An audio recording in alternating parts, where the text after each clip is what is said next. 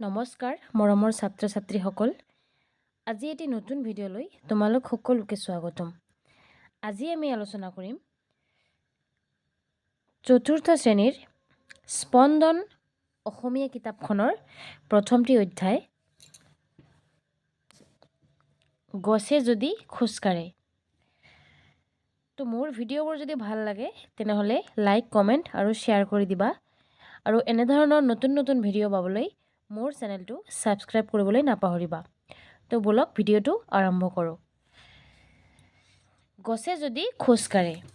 গছৰ পৰা আমি ফুল, ফল মূল, চাহ আদি পাওঁ।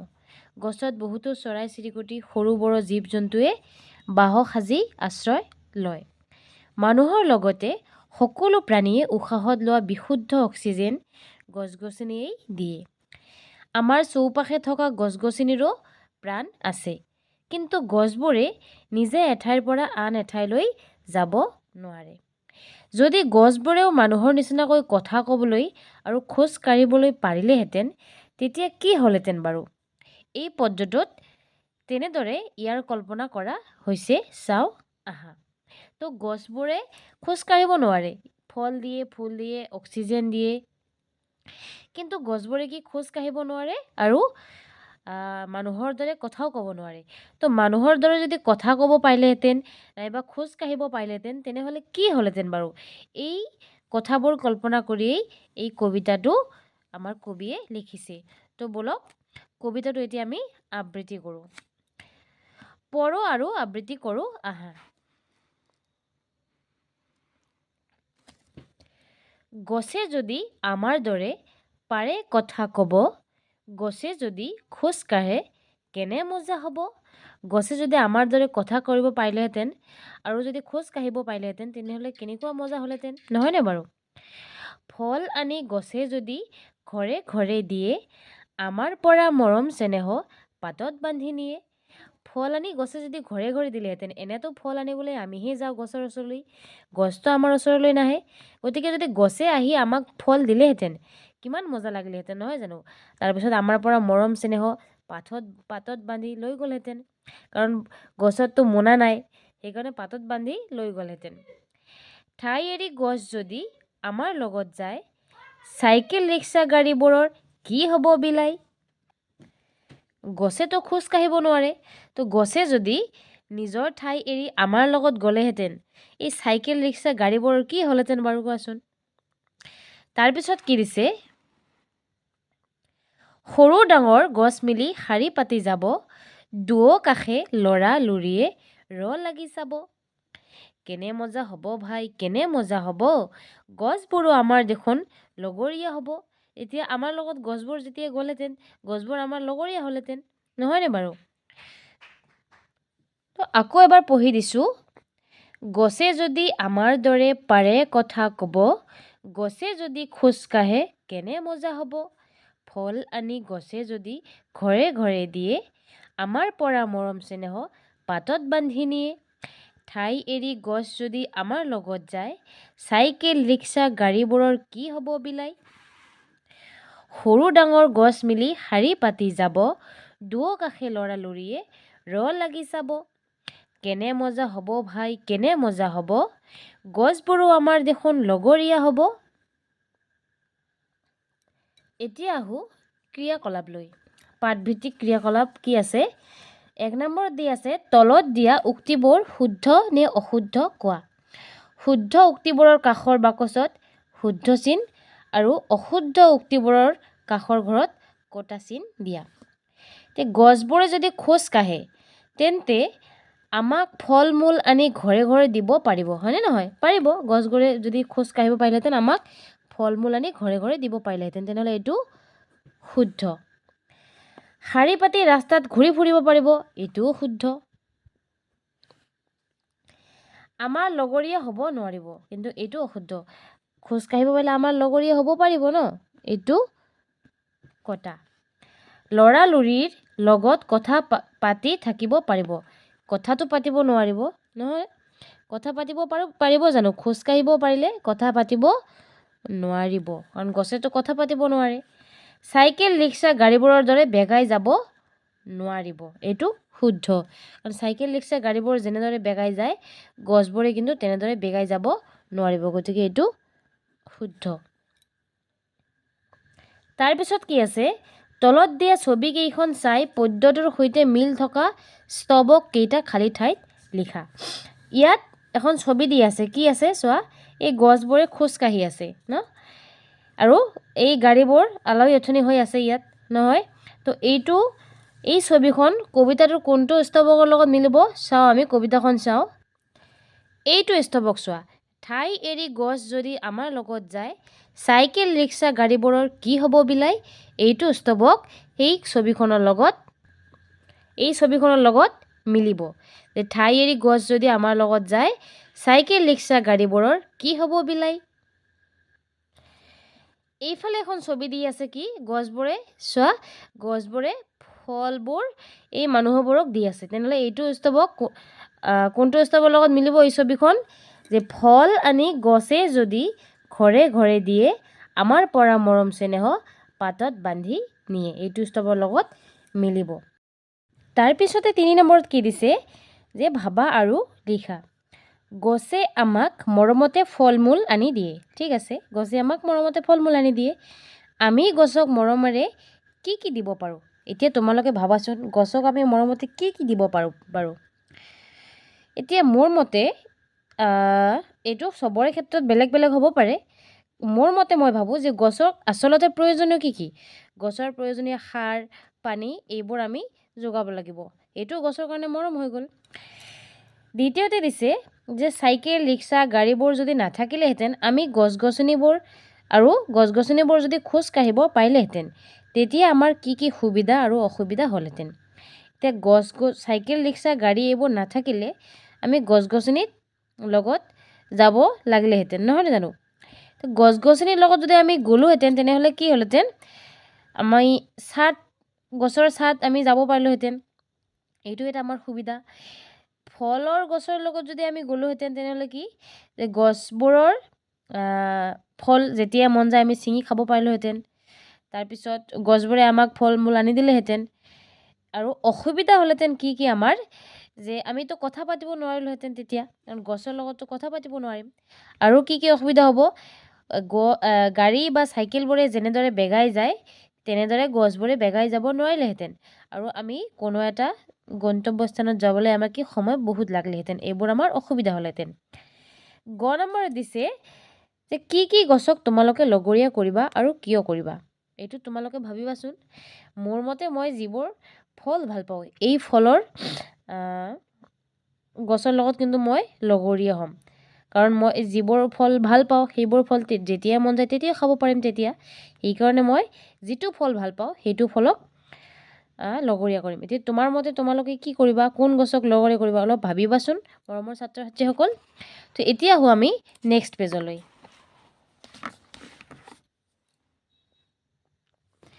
নেক্সট পেজত কি দিছে, তলত দিয়া শব্দবোৰেৰে একোটাকৈ বাক্য লিখা। মজা, এই মজা শব্দটোৰে এটা বাক্য লিখিব দিছে। মিঠাই খাবলৈ বহুত মজা, নহয় জানো। মিঠাই তোমালোকে কেনেকুৱা লাগে তোমালোকক বাৰু, মই কিন্তু মিঠাই খাবলৈ বহুত ভাল পাওঁ। তো মিঠাই খাবলৈ বহুত মজা। মৰম চেনেহ, মাক দেউতাকে সন্তানক মৰম চেনেহেৰে ডাঙৰ কৰে। সকলোৰে মাক দেউতাকে নিজৰ সন্তানক মৰম চেনেহেৰে ডাঙৰ কৰে। বান্ধি, দেউতাকে পথাৰত ধান বান্ধি আছে লাগি, ৰামে ছোৱালীজনীক লাগি চাই আছে। তাৰপিছত কি দিছে, তলত দিয়া ছবি দুখন চাই কাষৰ স্তৱক দুটা সম্পূৰ্ণ কৰা। এতিয়া ইয়াত কি দিছে, হাবি এৰি বাঘ যদি বজাৰলৈ যায়। তাৰপিছত দুটা লাইন তোমালোকক ভাবি লিখিব দিছে। এতিয়া মই ইয়াত লিখি দিছোঁ, বাঘৰ ভয়ত মানুহবোৰ নাযাবনে পলাই। হাবি এৰি যদি বাঘে বজাৰলৈ যায়, বাঘক দেখিতো চবেই ভয় খায়, তেতিয়া বাঘক দেখি মানুহবোৰ ভয়তে পলাই নাযাব জানো। এতিয়া মোৰ মতে মই এইটো স্তৱক লিখিছোঁ। তোমালোকে যদি কোনোবা বেলেগ স্তৱক ভাবিব পাৰা তেনেহ'লে লিখিব পাৰিবা। তাৰপিছত এটা স্তৱক দিছে, বান্দৰবোৰে ভাত ৰান্ধি উদৰ পূৰাই খালে, মনৰ আনন্দত সকলোৱে নাচে ডালে ডালে। এতিয়া বান্দৰবোৰে ভাত ৰান্ধি উদৰ পূৰাই খালে, এতিয়া পেটটো ভৰি আছে, গতিকে এতিয়া তাৰ কোনো বেলেগ টেনশ্যন নাই, সেইকাৰণে মনৰ আনন্দত সকলোৱে মিলি কি ডালে ডালে নাচি আছে। তোমালোকে যদি বেলেগ কিবা স্তৱক ভাবিব পাৰা তেনেহ'লে লিখিবা। তাৰপিছত কি দিছে চোৱা 6 নম্বৰ, তলত দিয়া ধাৰণা চিত্ৰখন সম্পূৰ্ণ কৰা। ধাৰণা চিত্ৰ, গছৰ পৰা আমি কি কি পাওঁ? দুটা লিখি দিছে, কাগজ আৰু বনৌষধ পাওঁ। ঠিক আছে, আৰু কি কি পাওঁ আমাক এইকেইটা ঘৰত লিখিব দিছে। তো আমি কি কি পাওঁ গছৰ পৰা? গছৰ পৰা ছাঁ পাওঁ, গছৰ পৰা কাঠ পাওঁ, গছৰ পৰা অক্সিজেন পাওঁ, গছৰ পৰা খৰি পাওঁ, ফুল আৰু ফল, এইবোৰ আমি পাওঁ। খ নম্বৰত কি দিছে? গছে আমাক কিদৰে সহায় কৰে সেই সম্পৰ্কে ওপৰৰ ধাৰণা চিত্ৰখনৰ সহায়ত এটা দফা লিখা। এই যে ধাৰণা চিত্ৰখন দিছে ইয়াৰ সহায়ত গছে আমাক কিদৰে সহায় কৰে এখন এটা দফা লিখিব দিছে। যেনেদৰে মই এটা লাইন কৈ দিওঁ, গছৰ পৰা আমি ছাঁ পাওঁ, গছে আমাক কাঠ দিয়ে, গছৰ পৰা আমি অক্সিজেন পাওঁ, হয়নে নহয়? তো এনেদৰে এটা দফা লিখিবা তোমালোকে। ইয়াত আছে ভাষা অধ্যয়ন। 7 নম্বৰ, পঢ়া। খ, উ, জ এইকেইটা বৰ্ণ বা আখৰ, এইবোৰ কি একোটা বৰ্ণ। আৰু খোজ এইটো এটা শব্দ, ইয়াৰ অৰ্থ আছে। জানো আহা, এটা বা ততোধিক বৰ্ণ বা আখৰ লগ হৈ একোটা শব্দ গঠন হয়। যেনে ই, ও, ঔ, সি, গছ, ভাই, খোজ, বগলী, মৰম, কলম, ৰিক্সা, স্তৱক, বান্ধি আদি। শব্দৰ নিজা নিজা অৰ্থ থাকে। যিকোনো বৰ্ণ কিন্তু এনেদৰে লগ লগাই আমি শব্দ বনাব নোৱাৰিম। শব্দ হ'বলৈ হ'লে কি হ'ব লাগিব? এই বৰ্ণকেইটা লগ লাগি এটা অৰ্থ হ'ব লাগিব। সেই শব্দটোৰ এটা অৰ্থ থাকিব লাগিব, নহ'লে সেই শব্দ নহ'ব। খ নম্বৰ দিছে দলত আলোচনা কৰি কোৱা আৰু লিখা। এক আখৰীয়া শব্দ, এটা আখৰযুক্ত শব্দ কি আছে? মা, সি, ছা। 3 আখৰীয়া শব্দ, কলম, মৰম, পখিলা। যুক্তাক্ষৰ থকা শব্দ, ফুল, কিতাপ। যুক্তাক্ষৰ নথকা শব্দ, ফুল, কিতাপ আৰু ফল। যুক্তাক্ষৰ থকা শব্দ 3টা লিখিব দিছে, ৰিক্সা, ৰাস্তা আৰু আনন্দ। এইকেইটা হৈছে যুক্তাক্ষৰ।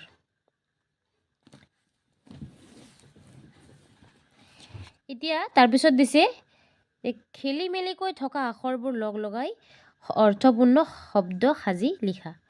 এই যে শব্দবোৰ ইয়াত বৰ্ণকেইটা ওলোটা ওলোটিকৈ দিয়া আছে। এতিয়া এইবোৰ আমি লগ লগাই একোটা শব্দ সজাব লাগিব। যেনে ল আৰু ফ, এইটো কিন্তু ল আৰু ফ কোনো যদিও বৰ্ণ দুটা লগ লাগি আছে, কোনো অৰ্থ প্ৰকাশ কৰা নাই, সেইকাৰণে এইটো শব্দ নহ'ব। এইটো শব্দ কৰিবলৈ হ'লে কি কৰিব লাগিব? অৰ্থ হ'ব লাগিব। যদি আমি ফ আৰু ল দিওঁ তেতিয়া কি হ'ব? ফল। গতিকে ফল এটা অৰ্থপূৰ্ণ শব্দ। ডা, ঙ, ৰ ডাঙৰ। চে, নে, হ চেনেহ। ঠিক সেইদৰে ল, গ, ৰিয়া লগৰীয়া। চা, ই, কে আৰু ল চাইকেল। 8 নম্বৰত কি দিছে?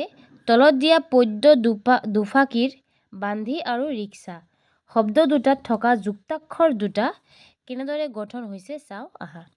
আমাৰ পৰা মৰম চেনেহ পাতত বান্ধি নিয়ে, চাইকেল ৰিক্সা গাড়ীবোৰৰ কি হ'ব? বিলাই। ইয়াত এইটো আৰু এইটো, এই দুটা কি? যুক্তাক্ষৰ যুক্ত শব্দ। এতিয়া বান্ধি, ইয়াত যুক্তাক্ষৰ কোনটো? ন যোগ নয়ধন ধ আৰু কয় ছয়চ ক। ন যোগ ধ, নয়ধন ধ, ক যোগ ছ, কয় ছয়ক ছ। এতিয়া আমাক দিছে ন যোগ ধ থকা আৰু 3টা শব্দ লিখিব দিছে। ইয়াত ন যোগ ধ বান্ধি আছে। এই বান্ধিৰ বাহিৰে আৰু কি কি শব্দ আছে? বন্ধু, অন্ধ, বন্ধ। আৰু কয় ছয়ক ছ থকা 3টা শব্দ লিখিব দিছে। আমি অলপ আগতে পালোঁ গছৰ পৰা কি পাওঁ? অক্সিজেন, বাক্স, বাক্স মানে বাকচ আৰু নক্সা। ঠিক আছে। 9 নম্বৰত কি দিছে? তলত দিয়া আখৰবোৰৰ শব্দলৈ আৰু শব্দবোৰ আখৰলৈ পৰিৱৰ্তন কৰা। এইবোৰ আখৰ ভাঙি ভাঙি দি আছে, এইবোৰ শব্দ বনাব লাগিব আৰু এই শব্দবোৰ আখৰত ভাঙি ল'ব লাগিব। গ যোগ আ, গদ আকাৰে গা। ৰ যোগ দৈৰ যোগ দীৰ্ঘ ই, ৰি, গা ৰি। ৰ যোগ হস্ৰ ই, ৰদস্বইকাৰে ৰি ক যোগ ছ যোগ আ ৰিক্সা। বান্ধি ব যোগ আ বা ন যোগ ধ যোগ ই বান্ধি। ল গ ৰ ৰয় দীৰ্ঘই অন্তস্তীয় তাতে আকাৰ লগৰীয়া। ঠিক আছে, এতিয়া আহোঁ 10 নম্বৰলৈ। এই লগৰীয়া শব্দটো তোমালোকে পদ্যটোত পাইছা। লগ আৰু অৰিয়া লগ লাগি লগৰীয়া শব্দটো গঠন হৈছে। এই অৰিয়া প্ৰত্যয়টো লগ লাগি কি হৈছে, লগৰীয়া শব্দটো গঠন হৈছে। এনেদৰে তলত দিয়া শব্দবোৰ গঠন কৰি লিখা। যেনে লগ যোগ অৰিয়া লগৰীয়া, বন যোগ অৰিয়া বনৰীয়া। এতিয়া জানো আহা ইয়াত দিছে আগতে কি চোৱা, শেষত অ থকা শব্দৰ লগত অৰিয়া আৰু অলিয়া লগ লাগিলে কি হয়, অটো ৱ ব হয়। যেনে গাঁও যোগ অলিয়া গাঁৱলীয়া। এতিয়া নাও যোগ অৰিয়া কি হ'ব, নাৱৰীয়া। এই অটো উঠি যাব আৰু অৰ সলনি কি হ'ব, ৱ ব হ'ব। তেনেহ'লে নাৱৰীয়া ভাৱৰীয়া। ঠিক আছে। জ্ঞান সম্প্ৰসাৰণ জানি থওঁ আহা। ইয়াত কিছুমান কথা দিছে যে গছৰ শিপাই মাটিৰ পৰা খাদ্য আহৰণ কৰে। গছ গছনিৰ শিপাই মাটিৰ উপৰিভাগ খামুচ মাৰি ধৰি থাকে, ফলত মাটি সহজে খহিব নোৱাৰে। তেনেহ'লে গছে আমাক কেনেদৰে সহায় কৰে চোৱাচোন। উদ্ভিদে ইঠাইত থাকিয়েই সকলোৰে উপকাৰ সাধন কৰে। উদ্ভিদে কিন্তু একে জেগাতে থাকে, খোজকাঢ়িব নোৱাৰে, এঠাইৰ পৰা আন ঠাইলৈ যাব নোৱাৰে, তথাপিও ই সকলোৰে উপকাৰ সাধন কৰে। ছাঁ দিয়ে, অক্সিজেন দিয়ে, মাটিক খামুচি মাৰি ধৰি থাকে, মাটি খহনৰ পৰা ৰক্ষা কৰে। কিন্তু আনহাতে প্ৰাণীয়ে এঠাইৰ পৰা আন ঠাইলৈ বিচৰণ কৰি নিজৰ ভূমিকা পালন কৰে। আৰু প্ৰাণীয়ে কি এঠাইৰ পৰা আন ঠাইলৈ গৈ নিজৰ ভূমিকা পালন কৰে। এনেদৰে প্ৰকৃতিৰ সকলোবোৰ চৰাচৰ জীৱই নিজৰ নিজৰ কাম কৰি থাকে। এনেদৰে কি প্ৰকৃতিৰ সকলো জীৱই নিজৰ নিজৰ কাম কৰি থাকে। তলত এখন বেনাৰ বান্ধি দি আছে। এই গছখনত এখন বেনাৰ বান্ধি দি আছে। কি লিখা আছে বাৰু চোৱাচোন। আমি কিয় গছ ৰুব লাগে? কিয় ৰুব লাগে গছ? গছৰ শিপাই মাটিৰ খহনীয়া ৰোধ কৰে। গছ গছনি বেছি থকা অঞ্চলত নিয়মীয়াকৈ বৰষুণ হয়। বহুতো চৰাই চিৰিকটি আৰু জীৱ জন্তুৱে গছ বিৰিখত আশ্ৰয় লয়। গছে বায়ু শীতল কৰি ৰাখে। গছ গছনিয়ে দূষিত বায়ু শোধন কৰি অক্সিজেন গেছ এৰি দিয়ে। সেইকাৰণে আমি কি গছ ৰুব লাগে, কাৰণ গছৰ বহুত উপকাৰিতা আছে।